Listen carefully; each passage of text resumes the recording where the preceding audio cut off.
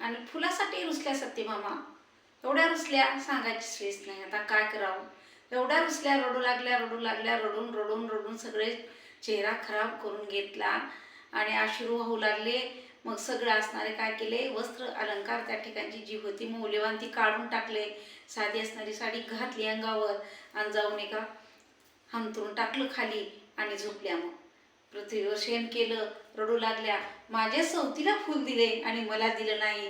हा चित्त चोर आहे, नाटकी आहे ना, कपटी हाय. त्याला पहिल्यापासून बायका आवडते ता, एकाच सोबत सुद्धा नीट राहत नाही असं म्हणू लागल्या शिव्या दिलेल्या.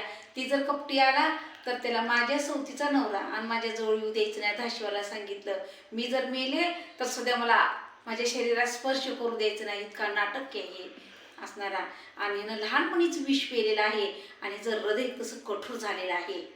त्या ठिकाणी दही दूध खाऊन लहानपणीच राक्षस मर्दलीत आणि हात सुद्धा निबर झालेत ह्याचे आणि आता माझ्याजवळ ह्याला येऊ द्यायचं नाही असं म्हणू लागल्या, रडू लागल्या.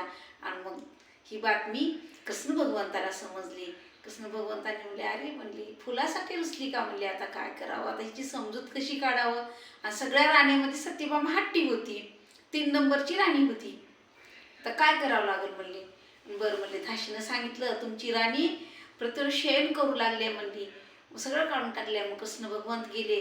नंतर धाशीला सांगितलं होतं की माझ्या असणाऱ्या का तर राजवाड्यामध्ये माझ्या मंदिरामध्ये कृष्णाला येऊ द्यायचं नाही, प्रवेश नाही म्हणल्यानंतर धाशीनं सांगितलं तुम्हाला आज्ञा आहे यायची नाही. मग दाशीला हातानंच खून केली बाजूला सरकण्याची आणि असं कृष्ण भगवान गेले. आणि मग गेले आणि गुपचूप असणारं काय केलं, सिर उचललं आणि आपल्या मांडीवर त्या ठिकाणी ठेवलं. आणि मग लगेच आपलं रोड म्हणले, आमच्या राणीला काय झाले, माझी पटराणी आहेस तू, इतकी तुला काय कमी पडले, तू राजाची आहेस आणि तुला कशाच कमी पडलेलं आहे मी असताना, तू कशासाठी रुसलीस मला सांग, तुझी कशाची उणीव तुला वाटली या ठिकाणी, तुला कोण काय बोललं का टुचून त्याच्यासाठी तुला राग आला का, कोणत्या दाशीनं तुला काय म्हणली का, कोण्या राणीनं काय म्हणली का, काय झाले कशासाठी रुसलीस. मग काय सांगायला तयार नाही, अश्रू रडू लागली, सांगायचीच नाही, स्पुंदू बुंदू रडू लागली. रडण्याचं कारण तरी सांग, तुला काय पाहिजे ते सांग, मी द्यायला तयार आहे.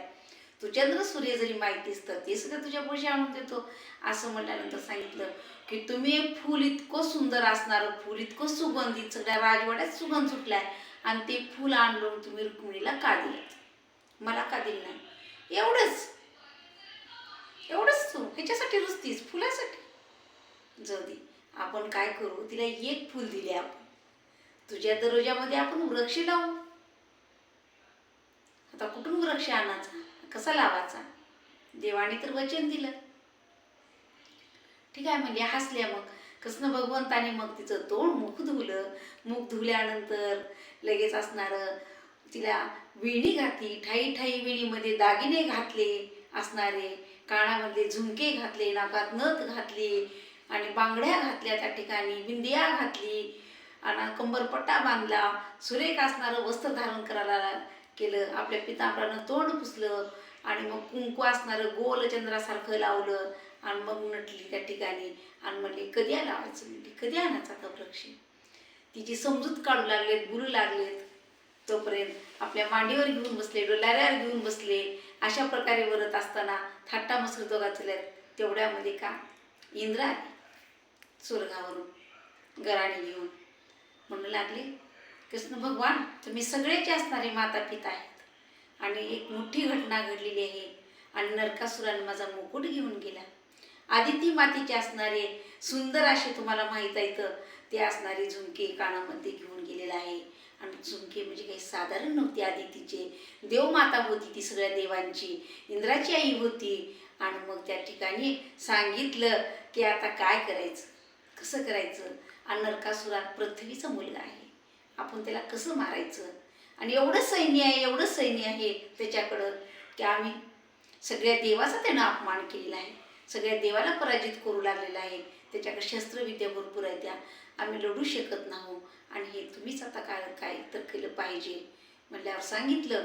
आणि मग कृष्ण भगवंतानी तिथं काय केलं तर म्हणजे तुम्ही काही काळजी करू नका, तुम्ही इंद्रलोकी जावा, स्वर्गाला जावा, मी काय करतो, माझं सैन्य असणारं दरबार त्या ठिकाणचं गोळा करतो आणि मग कुठे येतो? श्रवणपुरीला त्या ठिकाणी येतो. नरकासुरासंग युद्ध करण्यासाठी येतो. तुम्ही पुढे जावा असं आश्वासन दिलं आणि मग त्या ठिकाणी सिद्ध सैन्य करण्यासाठी, दरबार सैन्य करण्यासाठी कृष्ण भगवान सभेमध्ये गेले. याच्या पुढची कथा मी तुम्हाला उद्या